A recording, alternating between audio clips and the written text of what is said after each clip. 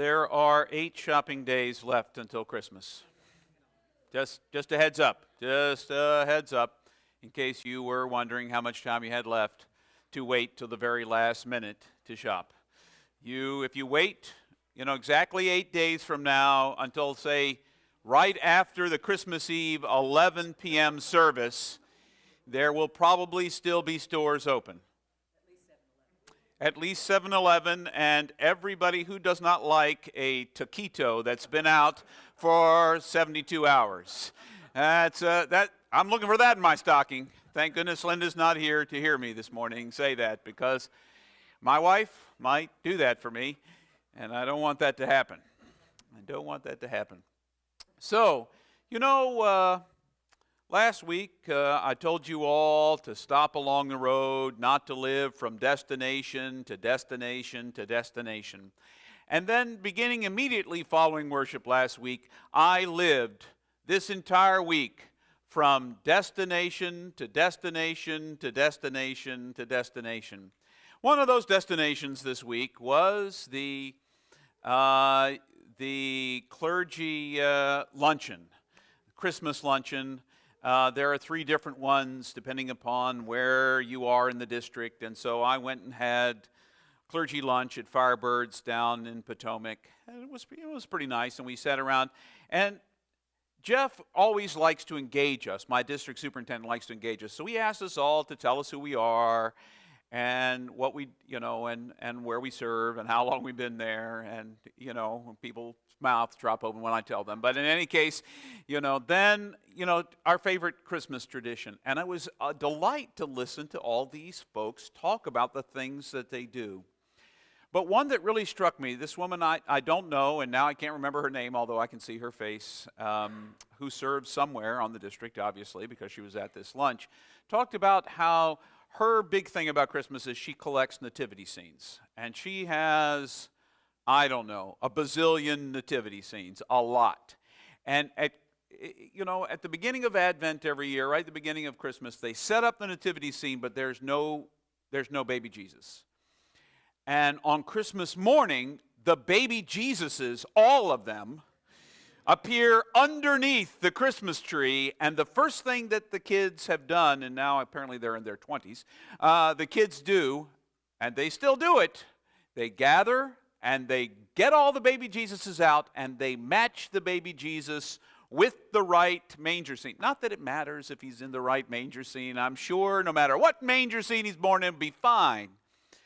But I thought to myself, isn't that, totally cool? And maybe that story would go better next week, except to say, it's so easy to get caught up in all these destinations. It's so easy to get caught up that we forget why we're doing this thing, this entire thing that leads up to Christmas. And sure, scholars believe that December 25th is probably not Jesus' birthday. It's probably not at all. The whole reason we chose it, the church chose to celebrate the birth of Jesus at this time of year, is it's right after winter solstice, and the days are getting longer and the light's coming into the world. And what more symbolic, a powerful day to choose but the lengthening of days, because the light's coming into the world.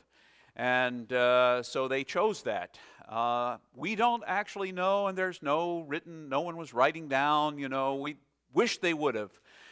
Could you etch it in stone exactly what time? I know on my birth certificate, 3:25 a.m., October the 2nd, I was born. And Mom can tell you, yes, at 3:25 a.m. I was no, well, she's not like that at all. But in any case, yes, at 3:25 I was born. I wish I could know that about Jesus. So today's part of the story is really not even a whole verse. In fact, it's a throw-off kind of clause at the end of a verse, in the Bible that says, and she gave birth to a son and wrapped him in swaddling clothes and laid him in a manger, because there was no room for them at the inn. So I was focusing on that whole no room at the inn kind of thing. Now, as I thought about the whole no room at the inn, there are so many things so I did all my research this week, spent time with the inn. Scholars don't know what they meant by inn. In the ancient, probably Bethlehem was not a big town, so there wasn't like, a hotel. We think of it like even at least a Motel 6. It might be cheap, but at least, the rooms are clean and they leave the light on for you. That kind of thing. That's what we envision for an inn. But it was probably more like a hostel, and a youth hostel, and there would have been 2 rooms, one for men and one for women. And that's the way it would have been. When people came into town, you laid out your mat on the floor, in whatever room it was, and you paid some small pittance, and there was a space for you, hospitality, because hospitality was a big deal. So this idea of there not being any room at the inn, it's not hard to believe. Bethlehem's a small town. There probably wasn't a lot of people in town, and the only reason there was a lot of people in town now was because of the artificial reason that we were taking a list of everybody so that we could tax everybody. And that was the whole reason. So it's artificially enlarged, and then it's artificially made smaller later on. So there's no room at this inn. There's no space at this inn. Now, of course, I talk to people all the time, and I used to think this. I was a young man once, and I just imagined, if Jesus had come to my house, there would have been room for that boy. For Mary and Joseph, we would have opened up our house. We would have opened up the guest bed. No, I wouldn't have. Because, first of all, I don't know who Mary and Joseph are. The only reason I know who Mary and Joseph are is because 2,000 years later, I think, wow, that guy was totally cool, and that gal was totally cool. They said yes to God way before anybody knew anything about it. And the deal is, they arrived in Bethlehem before anybody knew who this guy was, who this gal was, who their child was going to be. Of course, we would make room for Jesus if we knew it was Jesus. Chances are pretty good we would not make room for some Middle Eastern family that showed up our front door right now and said, we need a place to stay. I don't know how many of you, I've got a guest bedroom. I think I might stumble a little bit over just inviting strangers into my house. But in the ancient Middle East, actually, that wouldn't have been a big deal. Somebody shows up at your house and says they need space. It was your obligation to offer hospitality. But apparently, not only was there no room at the inn, probably no room anywhere else, because everybody was in town for this thing. And Mary and Joseph were just another everybody. They weren't somebodies, they were everybody's. Now, enter into that, what do we do with that 2,000 years later? What do we do with making space? Well, when I think of hospitality, I think of 2 kinds of hospitality. I think of one where I open up my home, and then I think of one where I open up my heart, where I make space for somebody else. Now, what's interesting is one of the most important practices that I have developed in my life that's helped me be more spacious on the inside is centering prayer. Centering prayer and meditation is designed, its whole purpose is to create space inside of you. Because for 20 minutes, you're doing everything in your power not to think something, not to let a thought cross your mind, not to become focused on the fact that the fan just turned on, or the fan just turned off, or it's hot in here, or it's not hot in here, or whatever it is that sort of focuses and brings you out. You're just opening yourself up on the inside. And you open yourself up enough so God can do whatever God's going to do, but you can also see the pattern in your own brain. The pattern in your own brain is to think up a problem and try to fix it.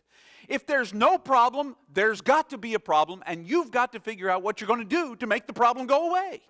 So you create this space inside. And if I've got space enough inside, then there's room for God to do work. And there's room for me to be in a conversation. There's room for me during the week to sit down for a clergy lunch with, quite frankly, the clergy keep changing on our district all the time. People come, people go. I'm sitting at the table and I realized I only know 4 of the people at my table. And there were 25 of us. How can I only know 4 of the people at my table? Well, because apparently a lot of people come and go. That's the way it works, I guess. So I'm looking at the 4 people I know, and I realize making space. So I'm listening to other stories. One of the things we learn about hospitality from the inside, before we talk about it from the outside, is that we often listen with looking for an opportunity to respond. When you start telling me a story, My natural response is to try to figure out, well, what am I going to say back when she tells me this story? Marge tells me a story. I'm not listening to her story. I'm looking for key words that will be respondable. Christmas. Oh, Christmas, yes, we're prepared for Christmas. Whatever the word is, I'm looking for the jump-off place. Instead of making space for Marge to just be Marge, because if I can make space in my heart to just listen to Marge's story without the need to respond or react, then I've created space. What would it be like if I could listen to God without a need to respond or react to everything that I hear from God? Sometimes God just wants me to know He loves me. Oh, I love you, James. Yeah, but what do you want me to do about James, right now, I just want you to know I love you. That's all. And for all of you right now, if you don't know it, God loves you. God already loves you. And maybe that's all you need to know right now.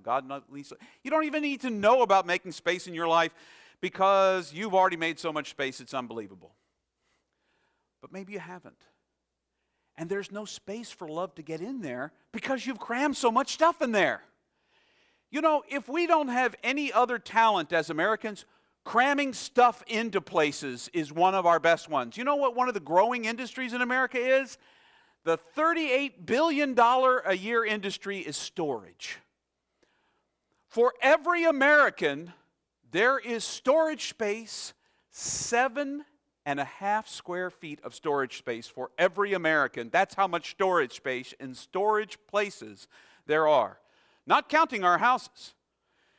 We wonder, how did people live in those quaint little tiny houses that they used to live in? It's because they didn't have so much stuff to keep cramming in there.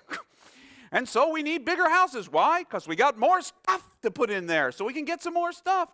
In fact, you all provide me a house. That's a great thing. We bought a house for our retirement in West Virginia, a little tiny cabin. I tell it's a cabin. My dad said to me after he came to visit me there, this is not a cabin. You can't call 3,400 square feet a cabin, James. I'm sorry, you just can't. And I said, yeah, but it's kind of Spartan. But now, stuff is appearing there. And now I have stuff in Alexandria. I have stuff in Hardy County, West Virginia. And pretty soon they're going to be at parity, how much stuff I have in both places. And then someday I'm going to retire. I know that you think I might stay forever, but there will come a day. Mandatory retirement in the United Methodist Church is currently 72 years. If the United Methodist Church lasts until I'm 72 years old, then I will retire from the United Methodist Church. If St. James lasts that long, I don't know. After this sermon, you might say, we'll give him plenty of space. He can have the whole room to himself every Sunday morning. Maybe so. I don't know. But the truth is, I've got all this stuff. We got to get rid of stuff. I was in the basement cleaning the other day, talking about stuff and not having room for stuff. We go into the basement and have we become an episode of Hoarders? Linda is not here right now, so I could say that out loud. Don't tell her I said it. I'm kidding. I'm just kidding. But when the kids were little, I made them a special cake every year for their birthdays. And I would use the Wilton method. And so I have Wilton pans. I don't have one Wilton pan because every year they got to pick what kind they wanted. We have dinosaur Wilton pans. We have Barbie Wilton pans. We have SpongeBob SquarePants Wilton pans. We have soccer Wilton pans. You name it. I have got a Wilton pan. I could make you a cake. I won't, but I could. In any shape, size, or form. We're giving those away. I said to Linda, honey, when's the next time I'm going to make one of these cakes? I buy a cake pan every year, 2 every year, one for Hannah's birthday, one for Joshua's birthday, whatever they wanted, and made it for them. I will never do that again. I love them. They do not want SpongeBob SquarePants. And I no longer have the tensile strength in my wrist to squeeze tiny stars out to cover the entire cover. I began to think it was like a multi-square yard in the end. At the end, I'm walking around the house like this. What's wrong with Dad? Dad can't squeeze any more stars. No more stars from that boy's hand. This is all just a way of saying we have stuff. We have too much stuff outside our bodies, so there's no room for any more.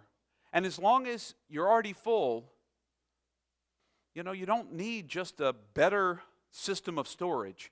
You need to get rid of some stuff. I need to get rid of some stuff in my life outside, but I also need to get rid of some stuff on the inside that doesn't let me have room for other people. I make assumptions about other people before I even meet them sometimes. I make assumptions about them.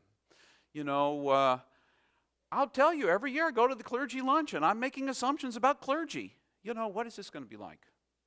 Is this going to be another thing where I have to talk about God in very shallow terms?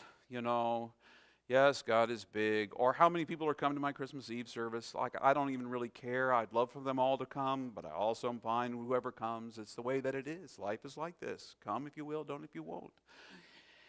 I don't want to have those conversations. Talk about how God is changing your life. I want space for that kind of conversation. But because I go with my preconceived notion, there's no room for me to even hear. I'm halfway through the clergy luncheon before I'm thinking of the implications of some of these stories I heard from the other clergy. Why? Because there was no room for me to hear their story, because I assumed it was going to be a waste of my time.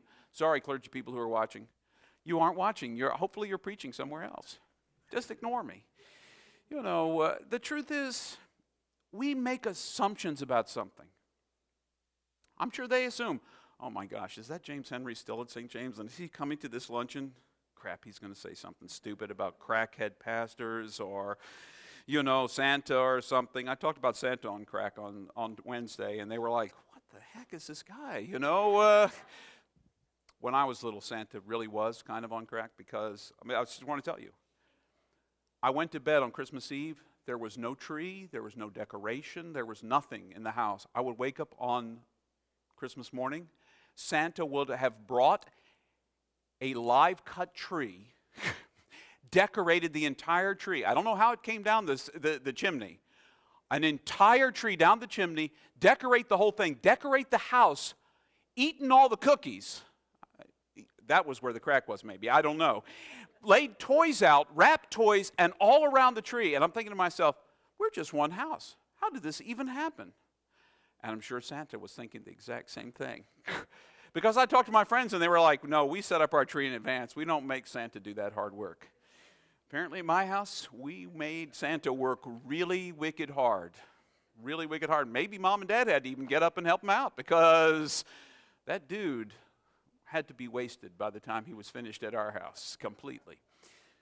So, you can't make all these things fit into this season.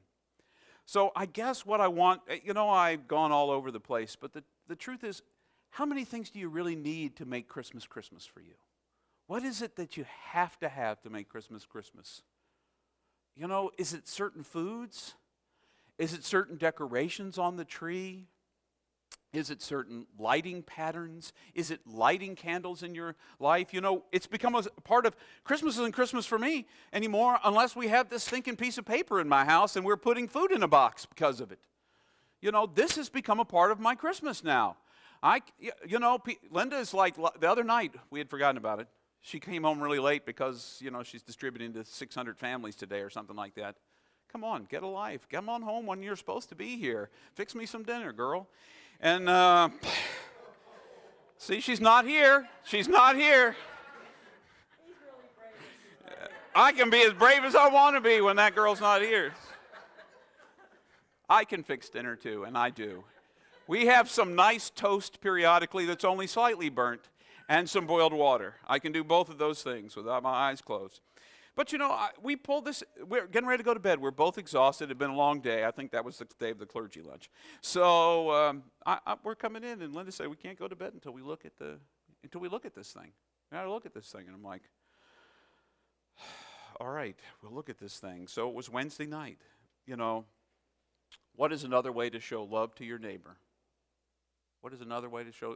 That was it. I thought, that could not have been my question I put on here. It wasn't. It was Linda's question put on there. But so we stopped and put food in because that is Christmas to us now, giving food. That's going to go right into the garage next door. So it can feed people on Monday nights. But what have you put into your Christmas that really doesn't have to be there? What is the things that you have put into your Christmas? In the short term, I have assignments for you, short and long term. The short-term experience, make 5 minutes a day in the coming week. 5 minutes a day. Get up 5 minutes early. Stay up 5 minutes late. Take 5 minutes from your lunch to sit by yourself and just breathe. Just breathe. Don't plan anything. Don't write anything down. Don't cook something, because Lord knows you can't cook anything in 5 minutes. Well, the microwave, oatmeal, you could do it. Don't. For 5 minutes, sit quietly. People tell me they can't find 20 minutes. You can find 5. Even if it's 5 extra minutes before you go to bed. You go into your room. Some of us by ourselves. Depends on what time we're going to bed. Some of us, we might as well be going in by ourselves because our spouse has already gone to bed and is asleep, and we're not, because we wander around nocturnally. Whatever. Take 5 minutes. Take 5 minutes to be by yourself and just create some space. Breathe and create some space. Because space is what makes it possible for there to be more room inside of us. You know, if you really think about it, God is constantly pouring God's self out. The Father into the Son into the Spirit into the Father. It's just a constant outpouring. And the only reason there can be room for there to be a more inpouring is if you pour out some of the stuff that's inside. We have to make a little room. Now, long term, I want you to look at your patterns in life. And by long term, I sit down this week with your journal. What are the things that you fit into this week that you can't even believe that you tried to fit into Christmas? What did you try to fit in this week? What did you try to fit in that you fit in all year round? What are the things you could do without fitting in? Do you have one of those storage facilities? I'm not going to judge you for it, because I have one. It's called the West Virginia house. Mine's 3,400 square feet. So, I don't want to throw this away. I'll just take it to West Virginia. Do you have one of those storage places? Is there a way to pare down what you have? To simplify your life? Because the more things you have, the more time it takes to take care of the things that you have. The less things you have, the less things in your schedule, the less things in your heart, the more space there is for God to work, for you to listen, and for you to be about God's work in the world. Maybe there being no room in the inn, next week we're going to find out. Maybe there was a good reason for there not to be room in the inn. We're going to talk about the earthiness of the manger, of being born in an animal trough. But that's next week. Maybe there's a good reason there's no room at the inn. But for you and I, we need to make some room. Because God wants to be a part of our lives. Not just an add-on, but maybe the whole thing. And we can find ways to fit that and make that happen.